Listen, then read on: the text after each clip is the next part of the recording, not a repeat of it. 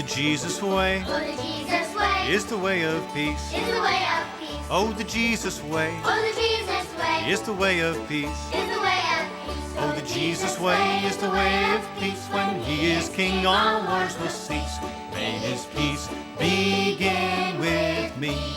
The Living Stream Church of the Brethren is a new way to join others in conversation, worship, sharing spirituality, and it's all online. Wherever you might be, but you'll need to be in close proximity to a computer, laptop, or whatever will get you online. Hello, I'm Brent Carlson, and today on Brethren Voices, we'll be meeting with its pastor, Audrey DeCoursey. Audrey, welcome to Brethren Voices. Thank you, Brent. It's good to be here. Thanks for having me. It's wonderful to have you. You visited with us on Brethren Voices in 2010, and a lot has happened in the last 2 years. It's true. At that time, you were an associate pastor of the Highland Avenue Church of the Brethren in Elgin, Illinois. That's right. That's right. That was just the beginning of, I think, your public mission. So what has happened in the last 2 years? Yeah, so it's true. About a year and a half ago, I was still serving as associate pastor at Highland Avenue in Elgin, Illinois.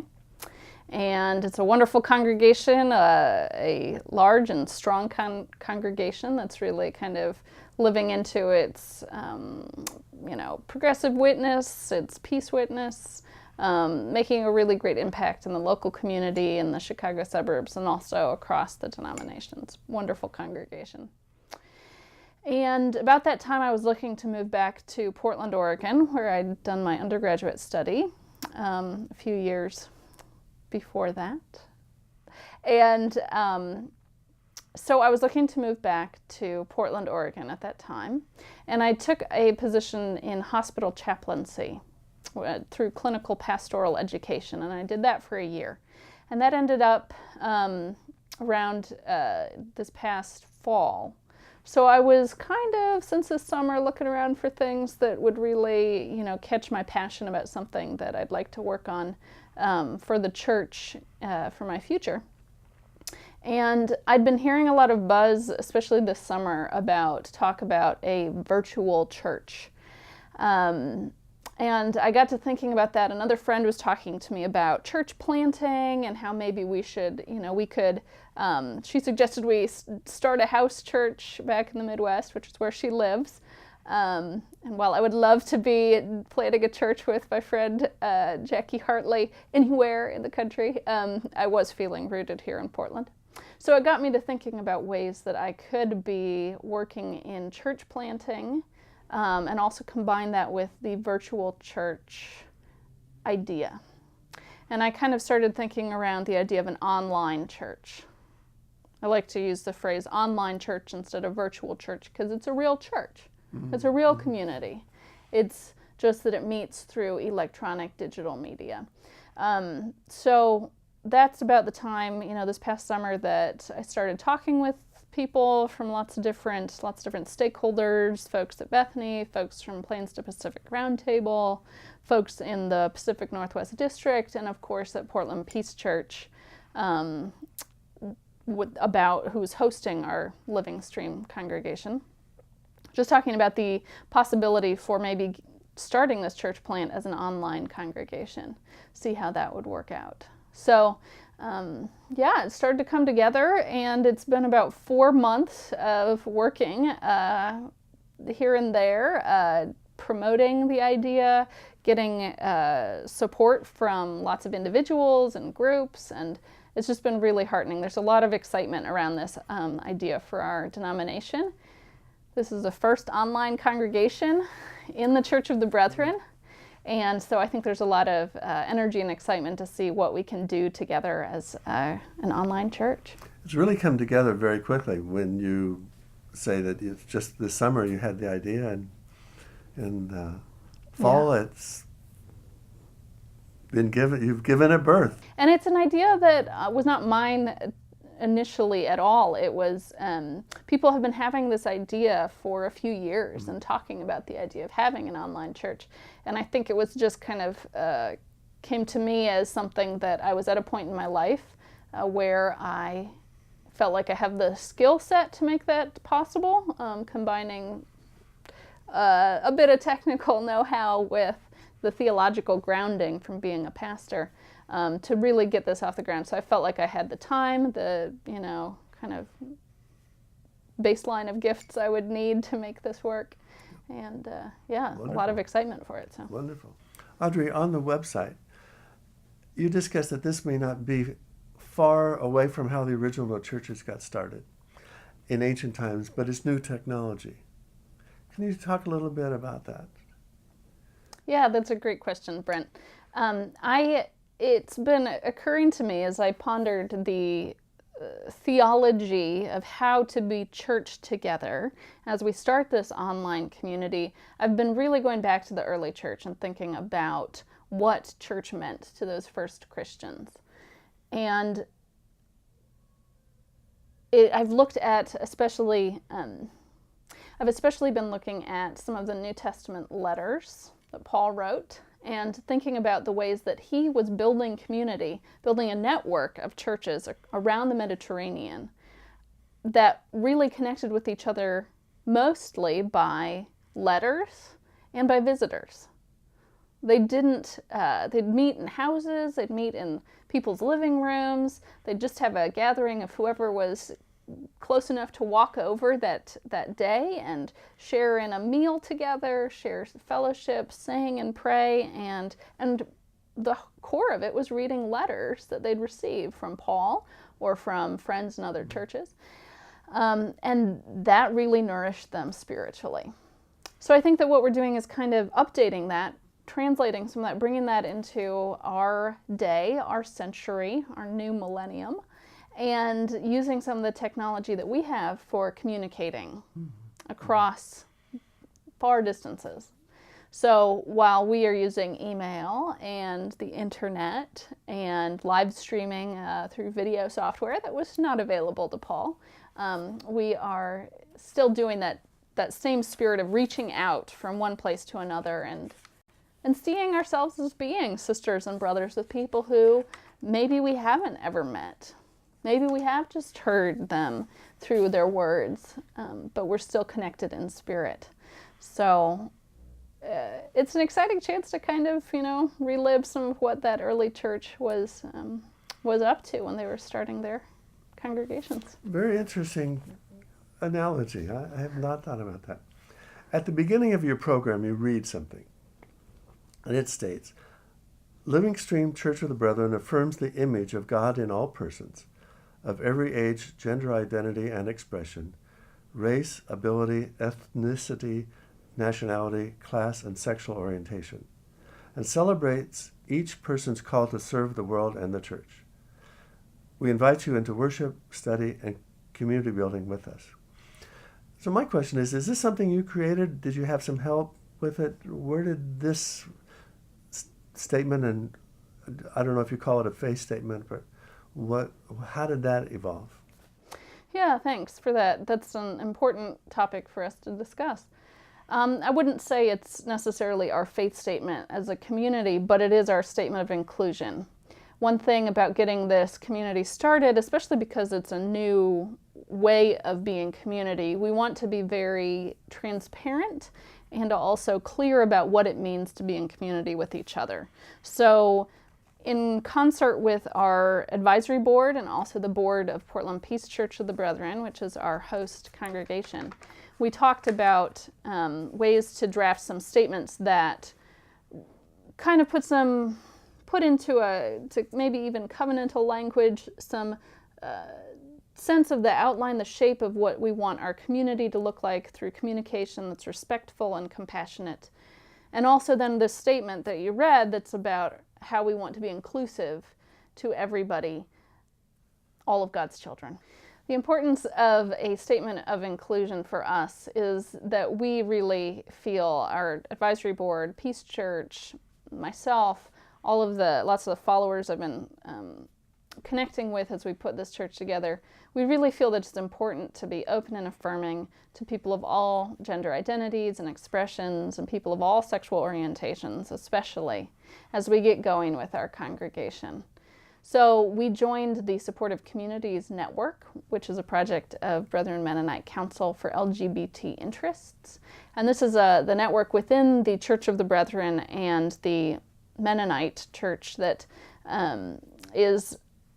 states that the community that joins this network is inclusive, open and affirming to all people. One of the aspects of being part of SCN, the Supportive Communities Network, is to have an inclusivity statement that's public and just so that people know that we're part of this community. So that was a good motivation to draft the statement and put it out there. It's really unfortunate, I think, that we have to. I think it's unfortunate that we have to distinguish ourselves as being open to all people, because for way too long, LGBT Christians have been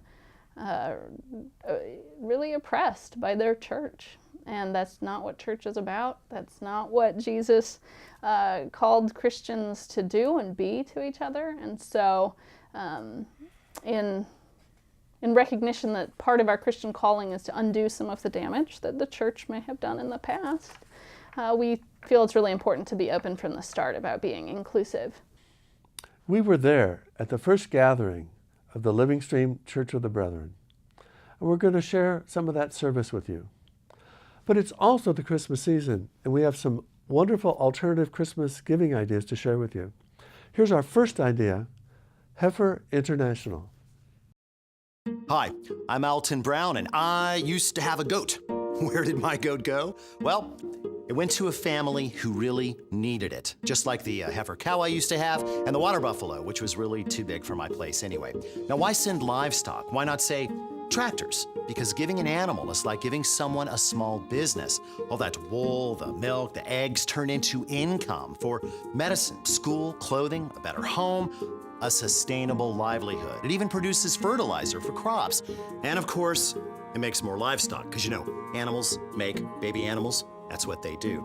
The next thing you know, the family that you gave your gift to is passing on the gift of the animal's offspring to another family who does the same thing, and so on, until pretty soon you have helped to lift an entire community out of poverty, all with your gift to Heifer International.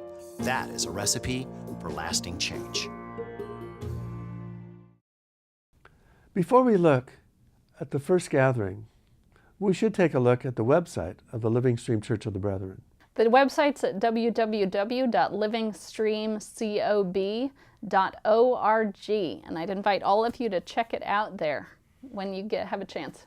So if you have a computer, you might want to open it up, go online, and we're going to walk you through a little bit of the website. The homepage looks like this, with the title Living Stream Church of the Brethren. The picture and the title and the pages below it are all the same throughout the website.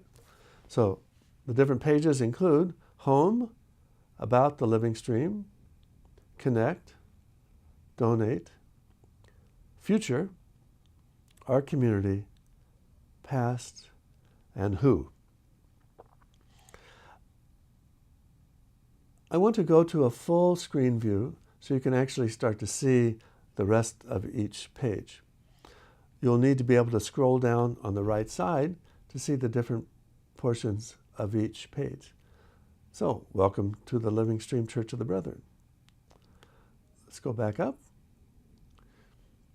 and go to Who. Who tells about who we are, and give some pictures of Pastor Audrey and a good friend, Laura Sewell.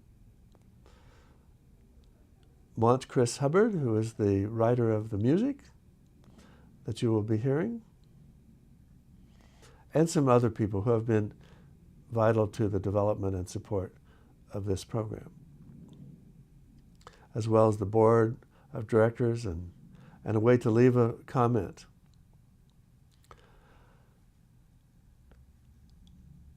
Let's go to Connect. Connect is a way to connect through the week with Audrey through Facebook, leaving messages, Pinterest, and there's also a connection point to go online, which is not active at this point because this is not Sunday afternoon. The last place I'd like to go is the donations page, just so you see it. And you can donate if you choose, and there's some suggestions about how to decide whether or not you'd like to support the program. All right, there's some other pages you can look at. A future page, our community page, a past. So please enjoy the website, check it out. And if it's Sunday afternoon in your time zone, go to the website, go to Connect, and go online and be a part of the program. My soul proclaims you, O God, and my spirit rejoices in you, for you have looked with favor on your humble servant. From now on, surely all generations will call me blessed. You, mighty one, have done great things for me. Holy is your name. Your mercy for those who fear you reaches from generation to generation. You have shown strength with your arm.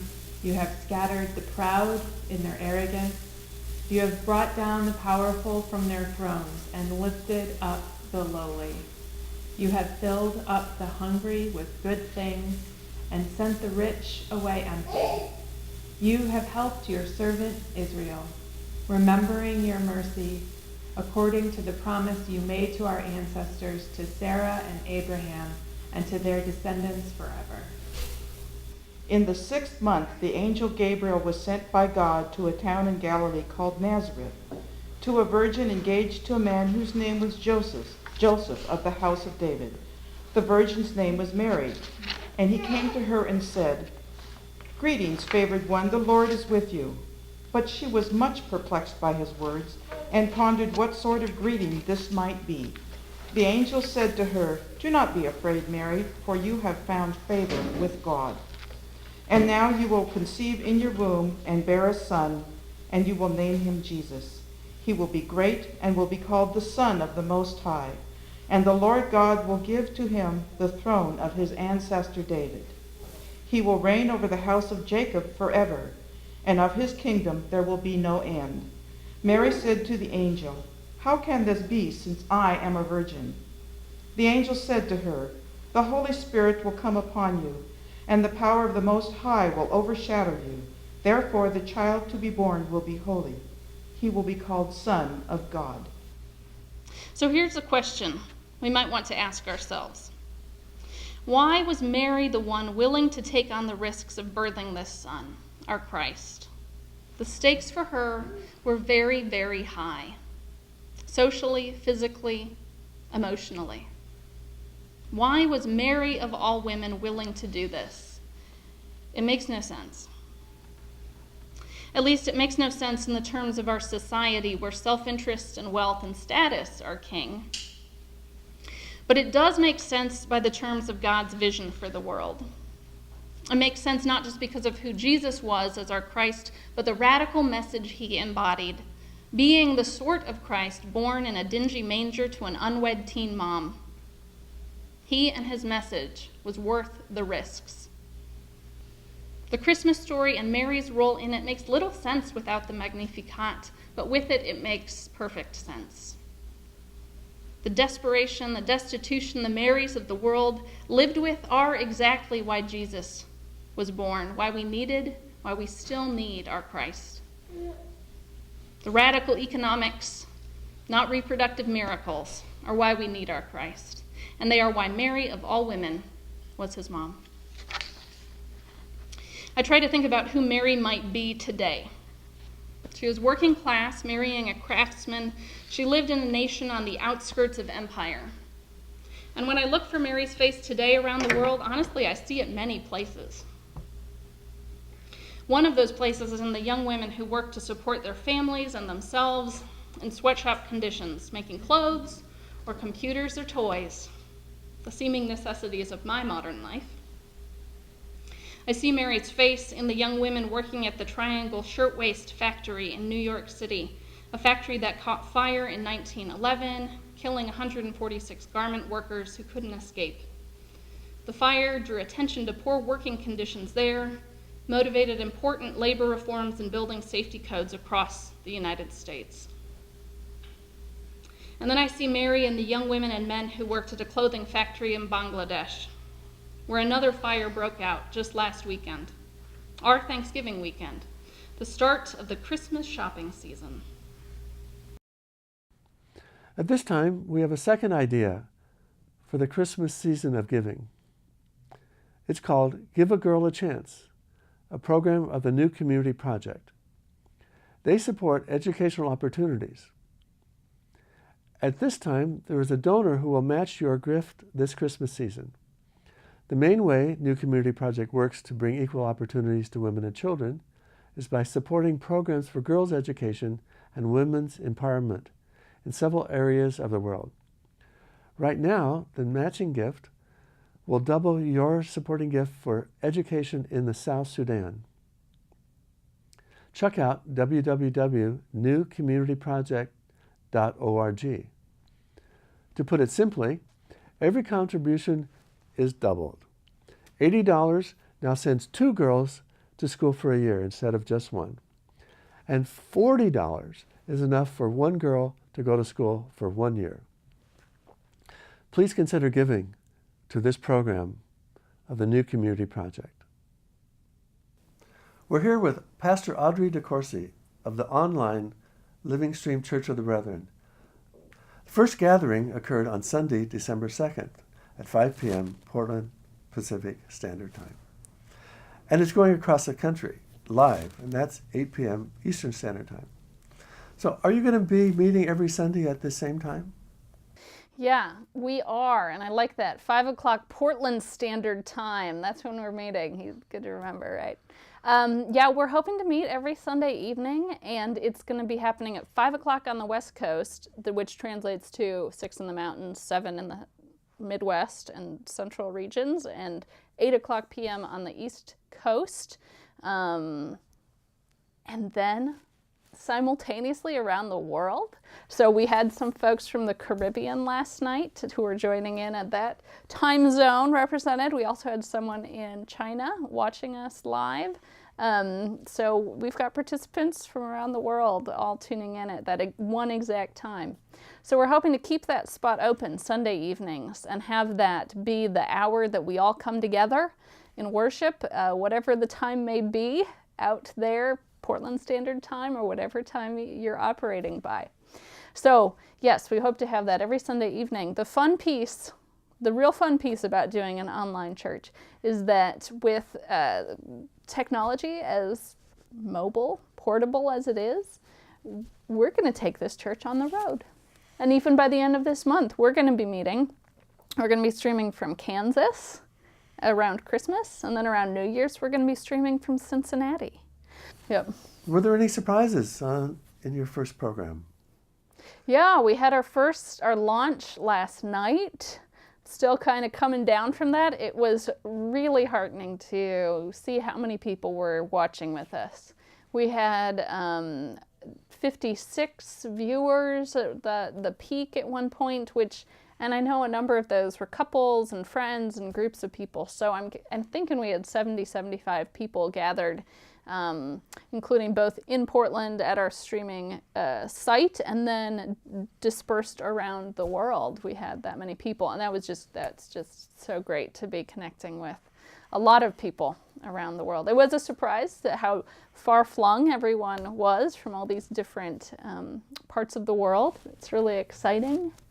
You also had an audience in the room. Was that helpful to you? Yeah, I think it's great. It was great to see. There's a lot of support from Portland Peace Church and members there who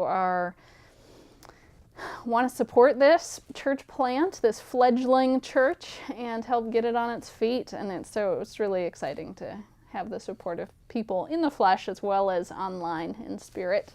It was very exciting. I think this idea, this program, has the capability of reaching a lot of folks who have been connected with the church years ago, who can, for reasons, because they can't get out or they're in an area where there aren't a Church of the Brethren, folks to be with. This is a great way to reach out and reconnect with some of those. I saw online tonight some of the people who were watching, and it was real encouraging.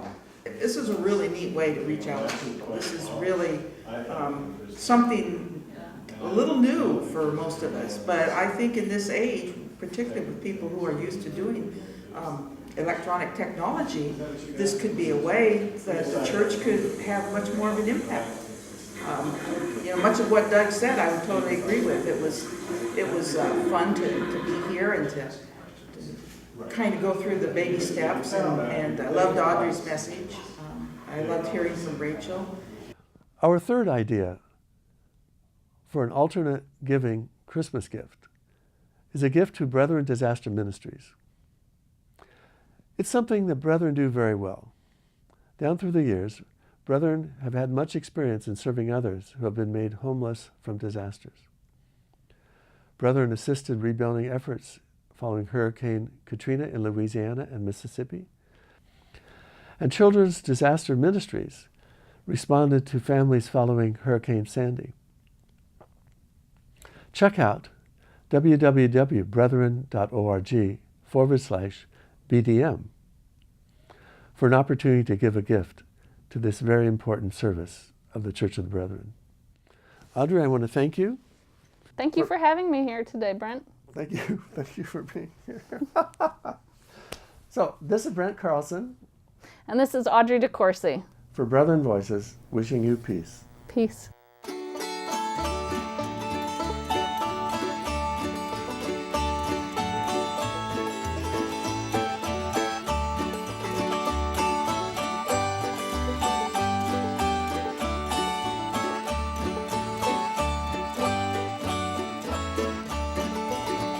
The Jesus way Oh, the Jesus way is the way of peace. is the way of peace. Oh, the Jesus way Oh, the Jesus way is the way of peace. is the way of peace. Oh, the Jesus way is the way of peace. When He is King, all wars will cease.